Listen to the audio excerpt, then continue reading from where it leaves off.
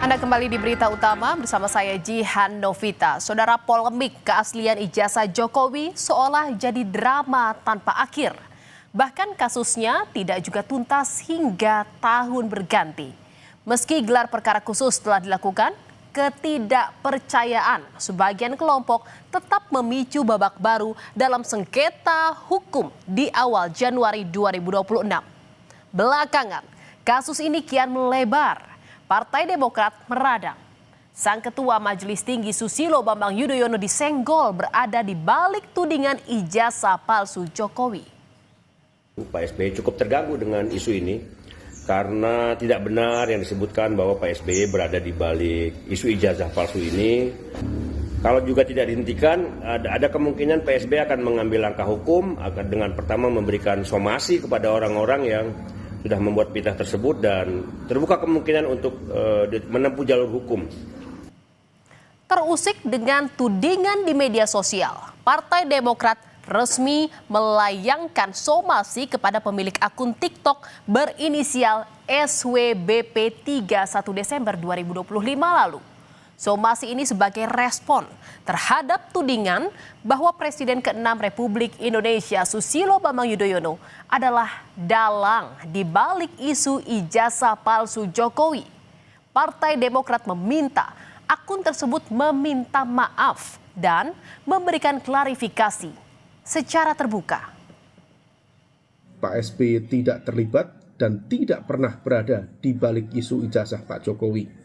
Dan disinformasi semacam ini tentu sangat berbahaya karena bisa merusak reputasi dan juga ruang demokrasi. Kalau misal kemudian masih berlanjut, tentu ini akan berproses menuju proses penegakan hukum selanjutnya di ranah pidana. Langkah Partai Demokrat mensomasi 4 akun media sosial didukung Roy Suryo, saudara, tersangka kasus tudingan ijazah palsu Presiden ke-7 Joko Widodo. Bahkan Roy menyebut akun-akun tersebut seringkali menyebarkan hoaks atau berita bohong.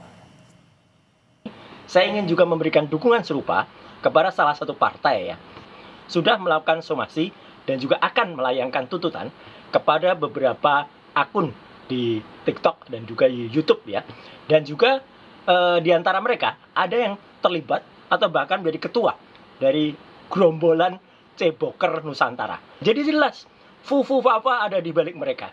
Jadi sekali lagi untuk partai tersebut maju terus. Tudingan yang mengarah ke Partai Demokrat bermula dari pernyataan relawan-relawan Jokowi. Ketua Umum Solidaritas Merah Putih Sylvester Matutina menyebut Roy CS hanyalah pion-pion dari tokoh besar yang ingin memecah belah Prabowo Gibran. Bahkan saudara, Sekjen Pradi Bersatu Ade Darmawan secara gamblang memberikan petunjuk warna parpol di balik isu ijazah palsu Jokowi. Ya, seluruh Indonesia sudah melihat tampilan saya hari ini, saya berbaju apa gitu, ya kan? Nah, sisa men-challenge saja, mencari pemikiran sendiri, berpikir masyarakat sendiri. Bahwa siapa sih kira-kira dalangnya gitu loh. Nah, saat ini saya berbaju apa?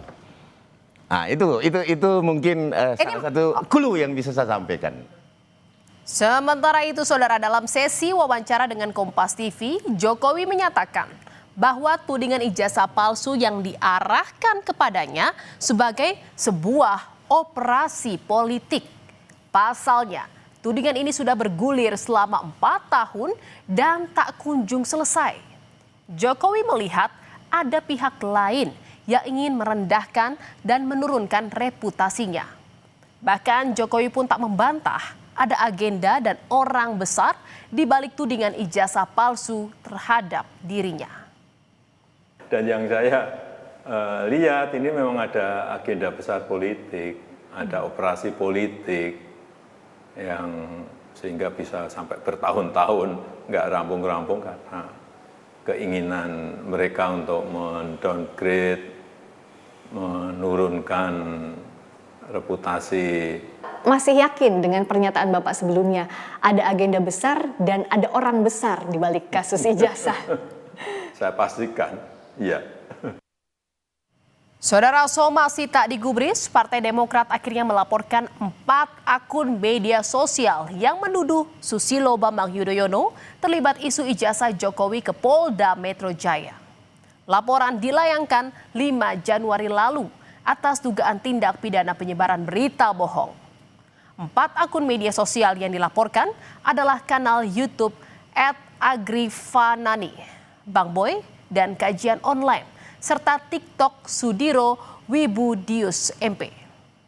Laporan disertai dengan bukti-bukti pendukung. Saudara, kasus tudingan ijazah palsu Jokowi pun kian melebar. Setelah Partai Demokrat, giliran Roy Suryo melaporkan 7 orang pendukung Jokowi atas dugaan pencemaran nama baik ke Polda Metro Jaya. Roy membagi laporan dalam 2 klaster, yakni tuduhan ijazah palsu miliknya serta tuduhan keterlibatan dalam korupsi Hambalang.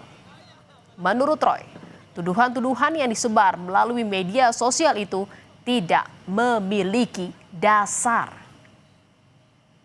Dan saya telah melaporkan 7 orang. 7 orang itu ada rincinya, tapi yang dalam laporan ini memang disebut dan kawan-kawan. Para pendukung Joko Widodo itu kemudian membalik begitu saja, mengatakan ijazah saya palsu. Ada yang mengatakan ijazah S1 saya palsu, ada yang mengatakan ijazah S2 dan S3-nya juga palsu. Dan nanti saya akan... Di tengah panasnya situasi, saudara, gebrakan baru dilakukan Egy Sujana dan Damai Hari Lubis, 2 tersangka pencemaran nama baik Jokowi. Keduanya justru sowan ke rumah Jokowi. Pertemuan yang dilakukan di Solo, Jawa Tengah itu berlangsung tertutup. Soal sikap Egy ini sebelumnya sudah pernah diungkap oleh kuasa hukum Egy Sujana pasca gelar perkara khusus. Saat itu, polisi menunjukkan ijazah Jokowi pada para tersangka. Saya kaget. Semua saya lihat asli. Asli ijazah ya. Kalau asli itu punya Pak Jokowi, itu nggak urusan saya. Karena saya nggak mampu membandingkan dengan yang lain. Menurut pihak kepolisian itu asli, bagi saya itu asli. Karena selama ini yang beredar kan fotokopi.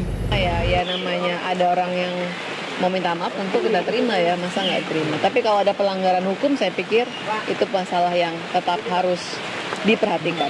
Agar ada kepastian ya, bukan untuk Pak Jokowi saja tapi untuk seluruh orang di Indonesia agar tidak dengan semena-mena bisa dicederai.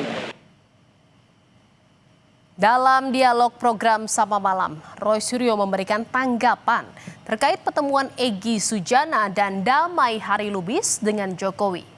Menurut Roy, Egy tidak bersikap sebagai pejuang. Roy menegaskan sejak awal dirinya dan Egy memang tidak berada dalam satu naungan kuasa hukum yang sama. Roy meminta Egy harus jujur terkait pertemuan dengan Jokowi. Kami kalau dalam tim kuasa hukum, advokasi dan akademisi kita tertawa malah. Oh, cuman segitu tuh akhirnya kalian berdua itu. Gitu loh. Kita kan menertawakan aja mereka. Ini untuk menertawakan Bang Egy dan juga Bang Damai. Iya, kenapa? ternyata cuman sampai segitunya. Itu bukan pejuang namanya, tapi pecundang. Untuk baiknya, Egy harus menerima telepon dari redaksi. Jadi udah pecah dong nih kongsinya. Kenapa? Kongsinya udah pecah. Dari dulu memang kami nggak pernah saya tidak pernah bersama-sama dengan Egy dalam satu kuasa hukum, nggak ada. Egy harus jujur. Sebutkan juga siapa orang lain yang ada dalam pertemuan itu. Saudara, dengan sikap Roy Suryo CS yang tidak percaya dengan keaslian ijazah Jokowi, maka proses hukum pada akhirnya akan berlanjut ke pengadilan. Sikap Roy Suryo CS rupanya ini sejalan dengan Jokowi.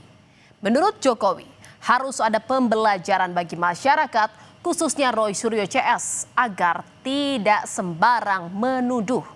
Bahkan Jokowi berjanji akan menunjukkan ijazah asli saat proses peradilan berlangsung.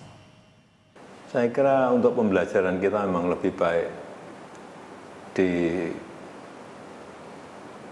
dilakukan di penegakan hukum, diputuskan di pengadilan akan lebih baik. Untuk pembelajaran kita semuanya.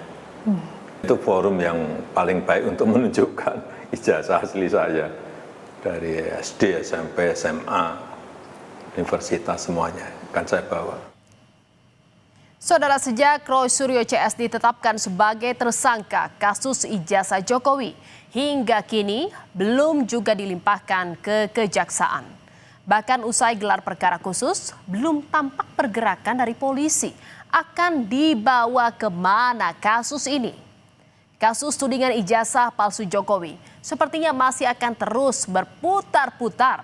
Namun, ketika dua kubu bersikukuh akan sebuah kebenaran di mata hukum, sejatinya ketuk palu hakim di pengadilanlah yang jadi penentunya.